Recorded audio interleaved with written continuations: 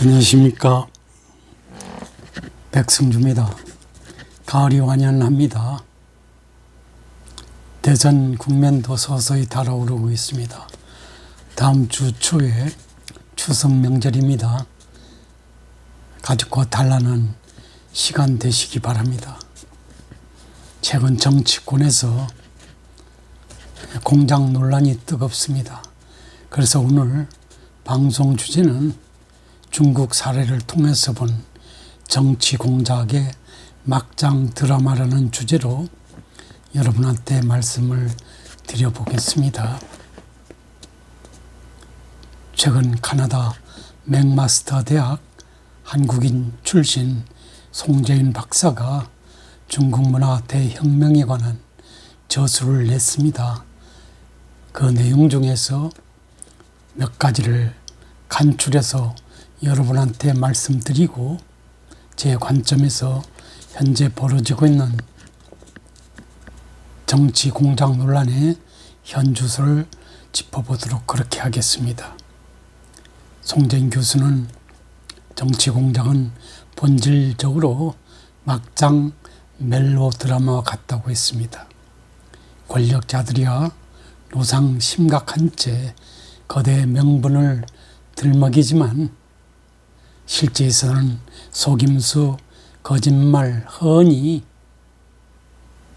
난무하거나 어줍다는 별명을 드러내놓는 경우가 대부분이라는 것입니다. 그들은 시기, 질투, 탐욕, 중후등 어두운 감정이 노예가 돼서 티격태격 싸움을 벌인다고 합니다. 특히 정적이 제거를 위해서 못된 악동이 되는 경우라면 상대방에게 함정을 파놓고 그물을 치기도 한다는 것입니다. 권력자들은 특히나 소설가 못지않게 이야기를 잘 지어낸다고도 합니다. 개연성 없는 드라마는 외면당하며 허술한 정치 모략은 금방 들통이 날 수밖에 없기 때문에 완벽하다시피 한 시나리오를 꾸며낸다고 합니다. 그래서 역대의 권력자들은 허위날조, 문서 조작, 통계 왜곡, 증거인멸, 위증교사, 공갈협박, 음해공작, 중상모략, 선거 개입, 린치 테러, 암살 명령, 위장 자살, 법관 매수, 언론 장악, 전쟁 협박, 무력 도발, 존속 살해, 대량 학살 등등 온갖 범죄 수법과 골모술수를 동원해서 치밀한 정치 막장 드라마의 시나리오를 구성해서 무대에 올린다는 것입니다. 다수 대중을 완벽하게 속여야만 권력을 잡을 수 있거나 권력을 연장하거나 할 수 있기 때문인 것입니다. 송 교수는 1959년 모태동의 양위로 국가주석이 지위에 오른 유사지호 즉 요석이는 1962년부터 66년까지 실질적으로 중국을 통치한 실무 정치 핵심 인물이었습니다. 천하의 모태똥이라도 그런 인물을 함부로 쉽게 칠 수는 없는 상황이었습니다. 국가 원수에 대한 예우 따위는 전혀 고려 대상이 아니었기 때문입니다. 격정에 휩싸여 허술하게 만약 유사치호를 제거할 경우 중국 인민 7억 5천만 명이 납득할 수도 없기 때문입니다. 혹시나 인민이 유사치호를 지지하거나 동정하게 되는 날이라면 더욱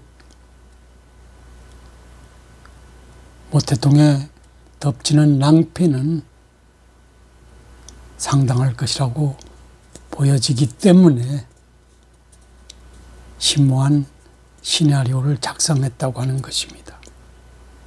마차통은 유사치호와 인민을 영구히 갈라놓을 수 있는 치밀한 숙성의 드라마를 준비하고 무대에 오르기 위해서 문화 대혁명이 전개되기 3년 전부터 준비를 했었습니다.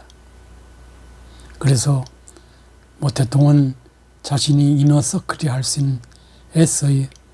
수 있는 모사꾼들을 총동원해서 시나리오 작성에 몰두했던 것으로 알려지고 있는 것입니다. 모태통은 바로 공작의 단서로서 1936년 국민당 정부에 체포돼서 옥살이를 하다 출록을 위해서 허위로 자수했던 61명이 중국 공산당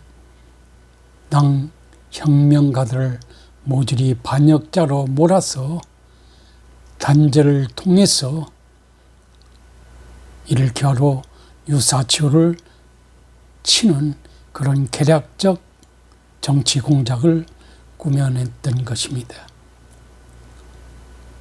1966년 문화 대혁명 개시 3년 전부터 모태통은 여론이 호수의 독을 바른 밑밥을 뿌리고 있었던 것이라고 저자는 서술하고 있는 것입니다.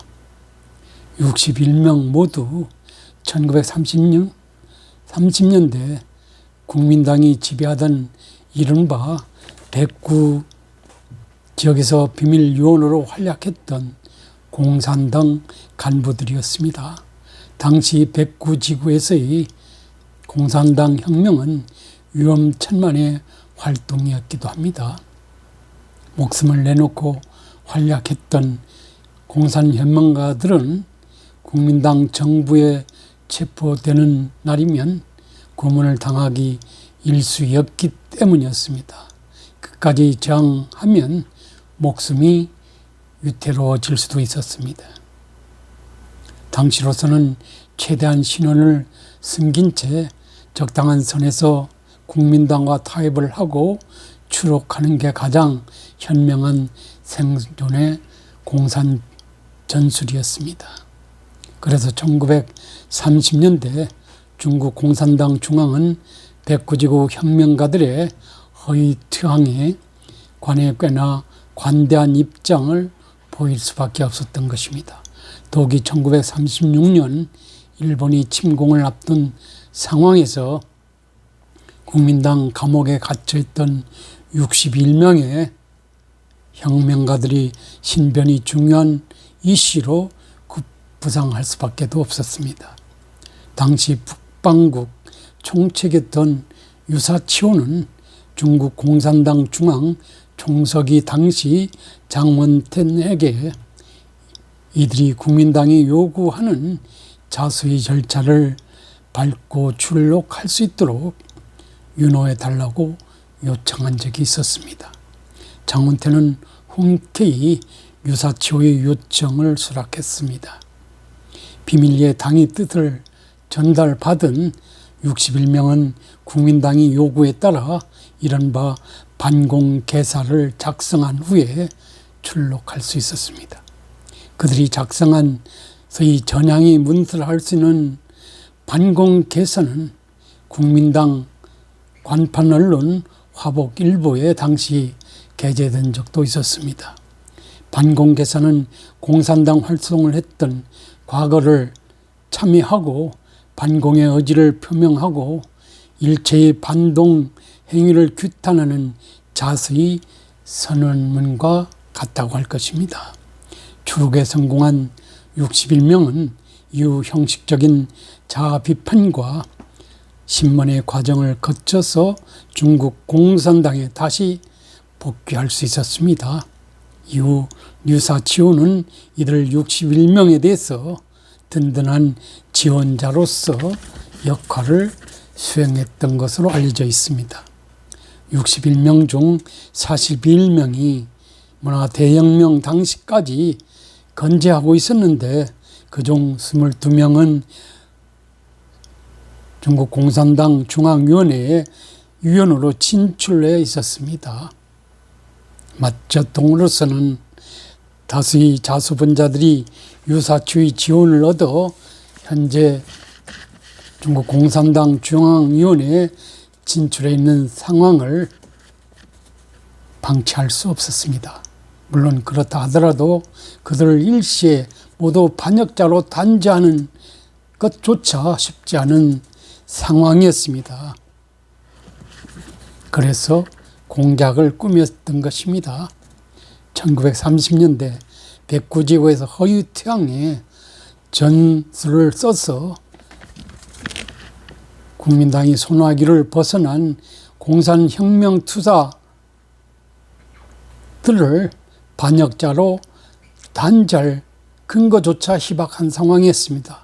그럼에도 불구하고 모태똥은 이미 1963년부터 이들의 이마에 반역자의 락인을 찍어 놓고 있었습니다.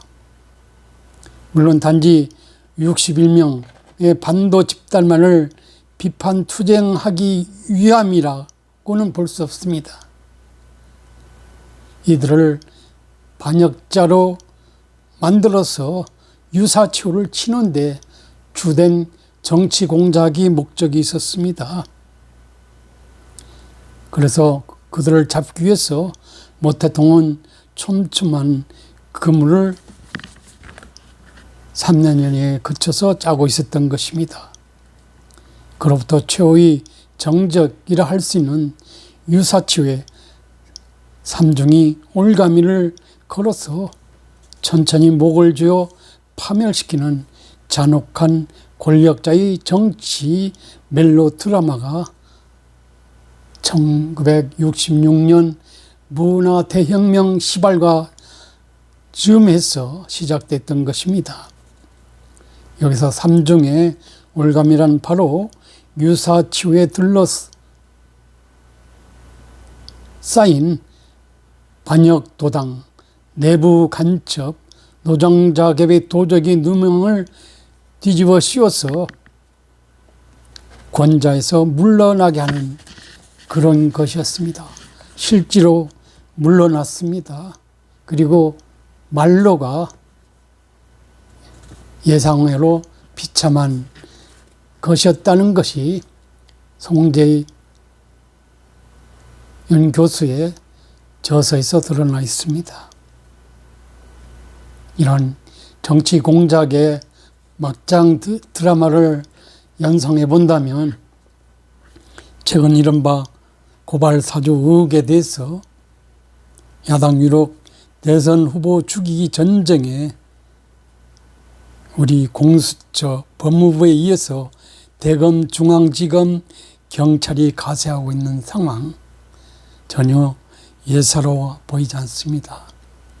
야당 대선 주자 한 사람을 죽이기 위해서 대한민국 수사기관이 전부 다 나서 경쟁을 벌이는 듯한 양상을 보여주고 있기 때문입니다. 과거 권위주의 정권 시절에도 이런 일이 있었나 하고 묻는다면 없었다고 할 것입니다. 역대 정권에서 수사기관은 대선 주자에 대한 수사는 가급적 자제해왔던 그런 전통을 유지했습니다. 정부와 수사기관이 선거 중립은 다소의 시비는 있었지만 큰 줄기를 벗어난 적도 없었습니다. 대통령 탐화를 통해서 소위 중립 내각 운운하는 그런 것도 선거철이 되면 들을 수 있는 관례였습니다. 그런데 현 정권은 이런 최소한의 선을 너무나 쉽게 짓밟고 있는 것 같습니다. 대선 5개월을 앞두고 공수처, 법무부, 대검, 중앙지검, 경찰이 야당 대선 주자 하나를 겨냥해서 경쟁적으로 달려들고 있습니다. 도를 넘고 있는 듯합니다. 공수처는 윤 전 총장을 입건하면서 죄가 있냐 없냐는 다음 문제라고도 하기도 했습니다. 협의가 있어서 수사하는 게 아니라 수사를 해서 혐의를 잡겠다는 것입니다. 이러면서 압수수색까지 했지만 사실상 아무것도 드러나 있지 않습니다. 이런 점에서 야당에서 주장하는 바와 같이 정치 공작일 수도 있고 아닐 수도 있다고 봐지지만은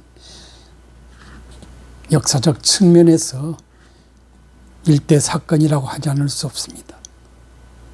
물론 이에 대해서는 나중에 정치 공작인지 아닌지에 대한 역사적 평가도 당연히 있어야 할 것입니다. 송재인 교수의 문화대혁명에 관련된 책을 읽으면서 감지되는 것은 최근의 법치 난맥상이라든지 이런 정치 공작 문제 등에 비춰보건대 1960년대 상황을 방불케 하는 그런 사건들이, 사례들이 21세기가 한참 지난 2021년 이쯤에 대한민국의 정치권에서 벌어지고 있다는 사실을 감지하는 것입니다. 대단히 우려스럽다고 하지 않을 수 없습니다. 특히 선거는 공명정대한 입장에서 국민의 주권 행사가 불편부당함이 없이 주권자로서 자신의 투표권을 행사할 수 있도록 하는 측면에서 본다면 최근에 정부 여당에 의해서 벌어지고 있는 오해를 살 수 있는 이런 정치 공작 논란이 최근 연이어서 반복되는 상황 전혀 예사로워 보이지 않습니다. 그것은 대한민국의 법치가 무너져 내리고 있다는 것이고 자유민주주의 기본 질서가 뭉개지고 있으며 어떤 측면에서는 사회주의적인 그런 입장에서 통치가 만연되고 있는 것이 아니냐는 그런 어떤 기의심을 갖게 하는 상황이 전개되고 있다고 여러분한테 말씀드리지 않을 수 없습니다. 송재인 교수의 저술에 의해서는 시사하는 바가 많다고 할 것입니다. 여러분도 한번 생각해 봐 주시기 바랍니다. 감사합니다.